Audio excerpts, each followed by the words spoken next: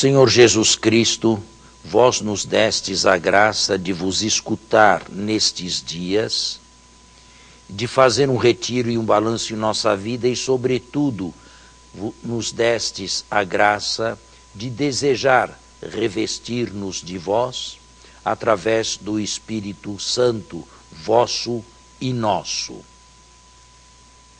Nós vos suplicamos nesta última e derradeira meditação, com a qual encerramos nosso retiro de carnaval, a graça de sermos testemunhas vossas e, com a vida, mas também com a palavra oportuna, sincera, transparente e, sobretudo, digna de fé, darmos testemunho de vós onde quer que nós nos encontremos, sem acanhamento e sem respeito humano.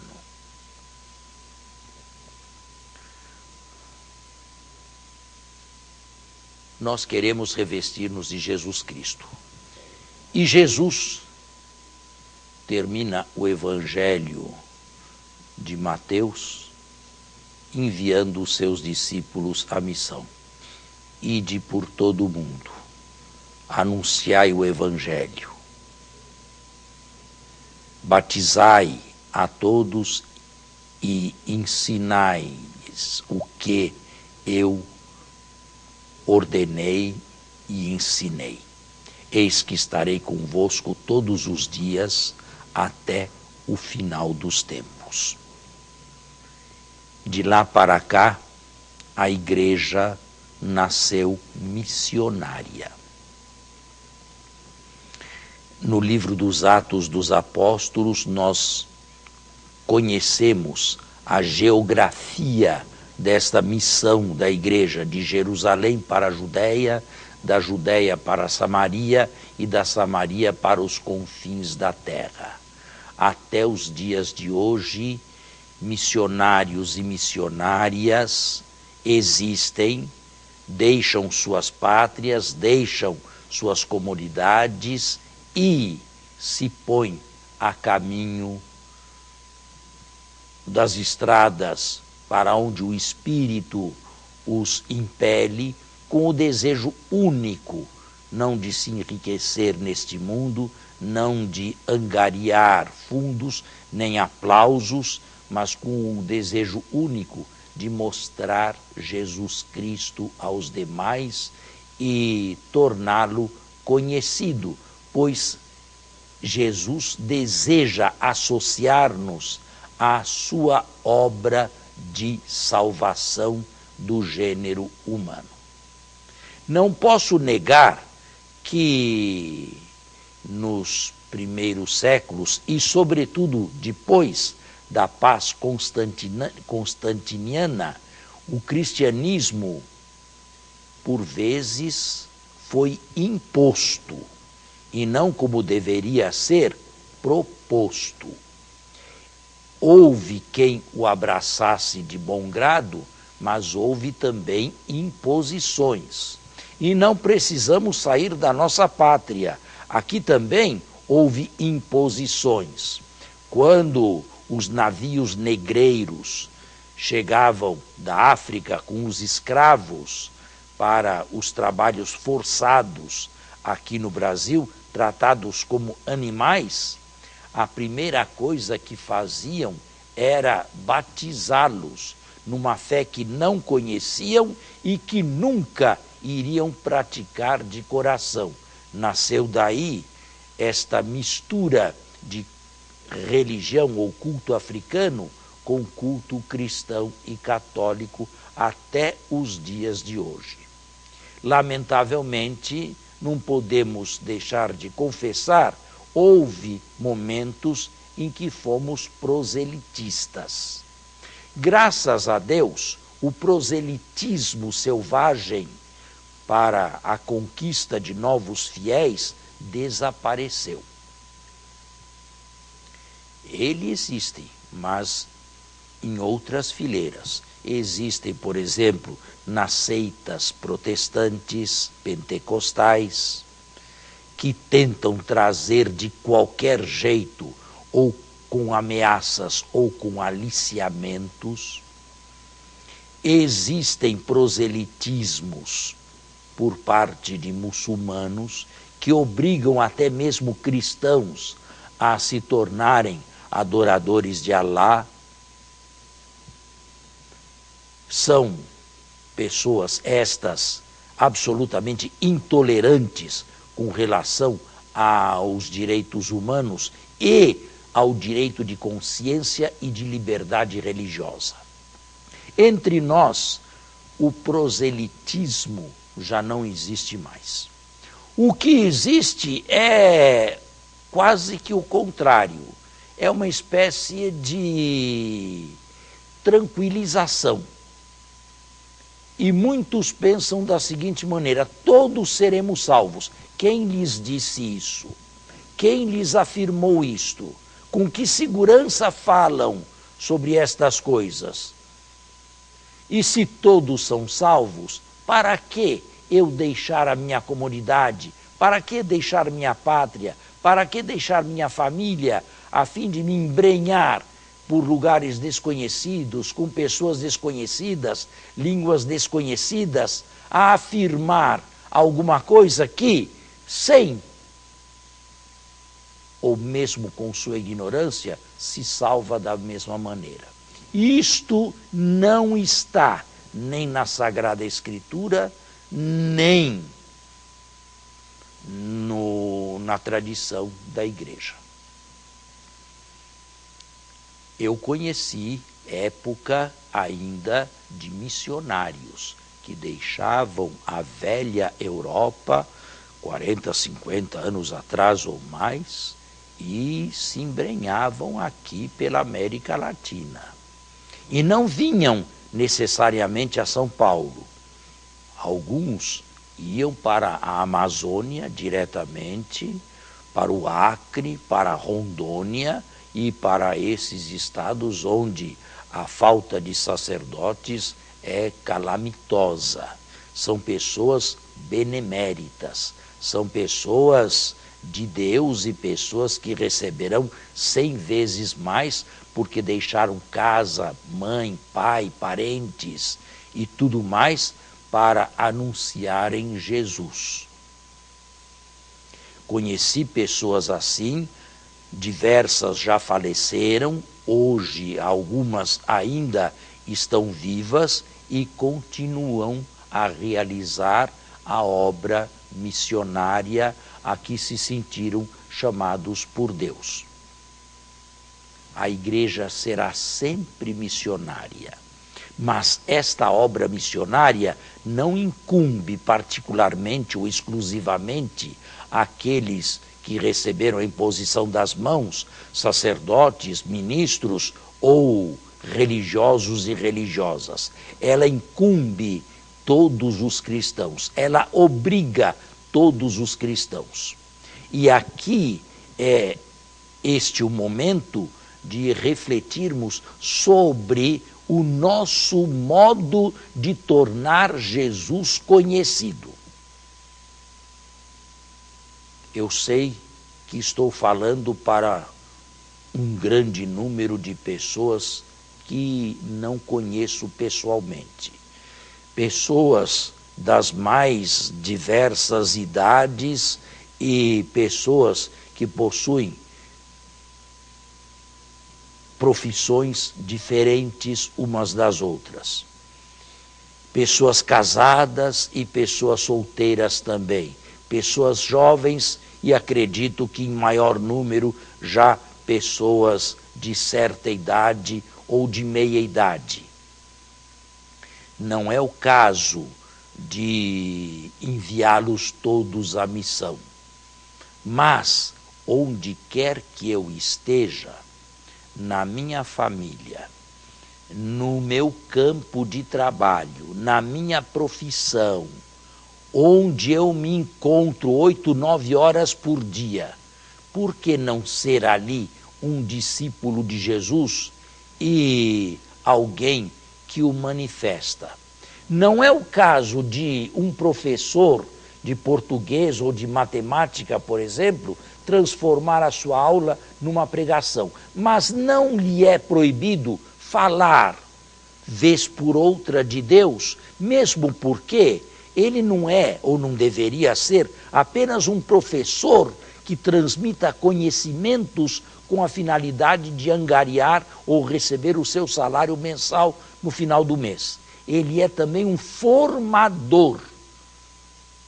Ele tem formandos diante de si. E por que não se aproveitar de um momento ou de outro para uma boa palavra, para um bom testemunho, para uma boa indicação que possa levar alguém a um encontro com Jesus Cristo, o Salvador? O que falo do professor, poderia falar do médico, poderia falar do enfermeiro, sem que eles necessariamente sejam transformados em catequistas profissionais. Poderia falar do empresário, poderia falar do advogado, poderia falar daqueles que têm ou exercem profissões liberais, mas também poderia falar de pessoas humildes e simples, que não são conhecidas de praticamente ninguém e que, no entanto, através do testemunho de uma vida ilibada, em primeiro lugar, com a graça de Deus, não com um esforço próprio, e com o testemunho da palavra oportuna e psicológica no momento exato, nem mais e nem menos, por que não manifestar Cristo e torná-lo conhecido entre os irmãos? Na Igreja Católica, aqui no Brasil, existem diversos movimentos. Eu não pertenço a nenhum movimento. Eu sou um sacerdote que serve a todos indistintamente. Mas é possível que alguém se sinta bem em algum movimento eclesial, desses que o Espírito Santo suscita de tempos em tempos e, sobretudo, na modernidade. É interessante, certas congregações e ordens medievais conhecem um período de decadência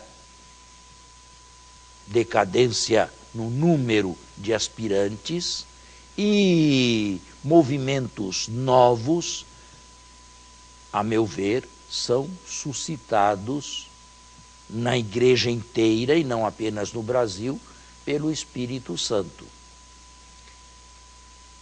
Existem muitos cristãos e católicos que pertencem a esses movimentos.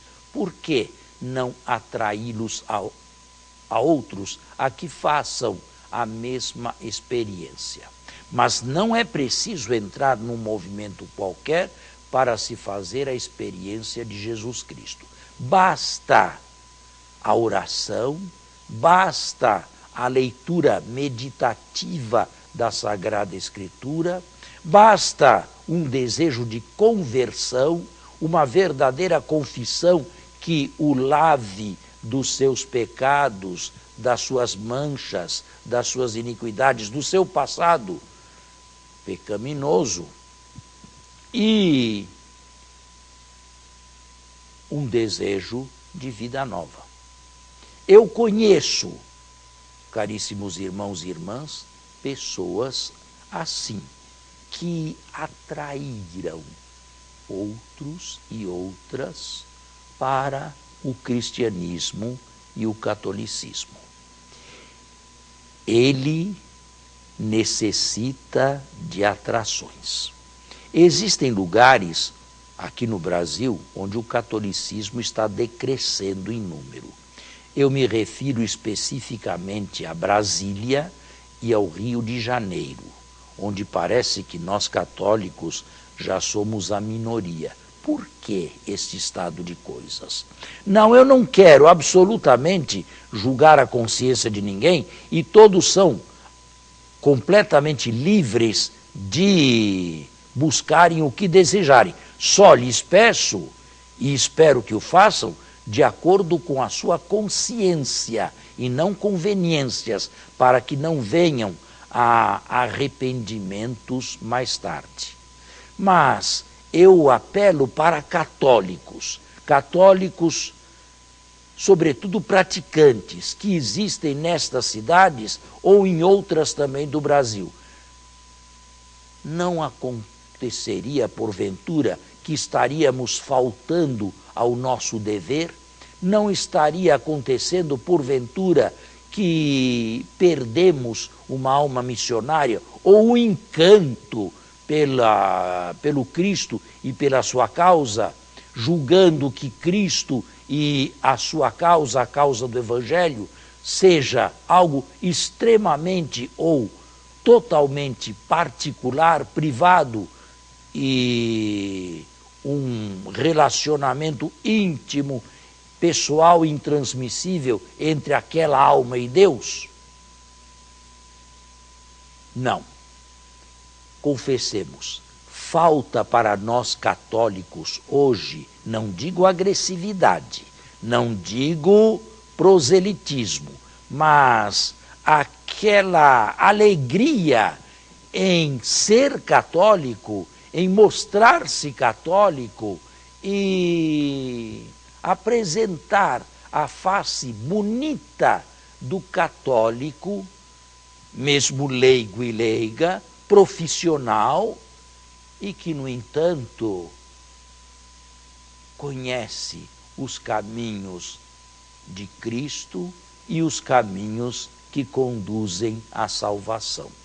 Não é bonito ver chefes de família, mães de família, jovens na casa dos seus 20 anos que escolheram o Cristo verdadeiramente, convictamente, e dão testemunho dele? Eu não posso dizer que não existam estas pessoas, mas elas deveriam ser multiplicadas. E cada um de nós poderia, neste momento, nesta última meditação, realizar o seu exame de consciência. Que faço eu para tornar Jesus Cristo mais conhecido? Também eu faço o meu exame de consciência. Eu sou um sacerdote. A minha vida é falar de Cristo. A minha vida é apresentar Cristo aos irmãos e os irmãos a Cristo. É a vida do mediador, daquele que vai da família humana a Deus e daquele que vem de Deus à família humana. E ai de mim se não fizer isto. Mas nem todos são sacerdotes e nem todos receberam o sacramento da ordem. E, no entanto, mesmo com o batismo e na força do batismo, podemos ser missionários de Jesus. E diria mais, essas pessoas estão nos frontes, onde eu não estou. Eu não tenho o direito, como sacerdote, de circular pelos colégios e pelas classes. Não tenho esse direito. Eu não tenho o direito de circular livremente pelos hospitais ou pelas enfermarias ou pelas clínicas. Eu não tenho o direito de circular pelos ministérios públicos. O meu serviço não é um serviço de fronte. Este está destinado aos leigos. Os senhores, as senhoras são aqueles que estão no fronte da batalha. São aqueles que podem levar o Cristo onde eu, enquanto sacerdote, não posso entrar. Eu posso receber mais tarde aquela pessoa através dos sacramentos da igreja que queira eventualmente receber. Mas não posso sair por aí fazendo convites a esmo e entrando em lugares onde não sou chamado. Esta é a vocação do fiel leigo. Ser luz do mundo, ser sal da terra, levar a luz de Cristo aonde ela não foi anunciada ou não foi manifestada ainda. mas estamos convencidos disto. Eu gostaria que nas orações de cada um e de cada uma, e não apenas hoje, quaresma afora, e também durante todo o tempo do ano, eu gostaria imensamente que se fizessem orações e súplicas pelos missionários e por aqueles leigos que, através da vida e da palavra, manifestam Jesus. Rezar todos podem. Todos podem elevar uma prece a Deus para que o nome de Cristo seja mais reverenciado, mais temido, mais aceito e mais amado. Pode haver uma oração missionária, e esta oração pode ser concretamente missionária, geograficamente missionária. Posso rezar hoje pelo continente africano e pelo catolicismo que lá existe, e amanhã rezar pelo continente asiático, e depois de amanhã rezar pelo incremento do continente australiano. Posso rezar pelo incremento do catolicismo no continente europeu e americano. Pode haver uma geografia nas minhas orações. Posso variá-las dia após dia. Este é um desejo meu e uma tarefa que incumbe ou para a qual são chamados todos os cristãos católicos. Mas a seguir, em segundo lugar, insisto no término desta meditação em que não deixemos passar uma ocasião sem que revelemos, quer na vida, quer no testemunho, quer nas escolhas, quer na palavra, a Jesus Cristo. E lembremos-nos de uma coisa: o verdadeiro discípulo de Jesus aceita as diferenças. Ele não é mundano, ele não caminha para e passo com o mundo. Ele não vai em todos os lugares que vai o mundo. Ele aceita as diferenças. Ele aceita o fato de ter Jesus dito que é preciso perder a vida neste mundo para conquistá-la no mundo futuro. Ele aceita que este momento não é o mais importante nem o decisivo.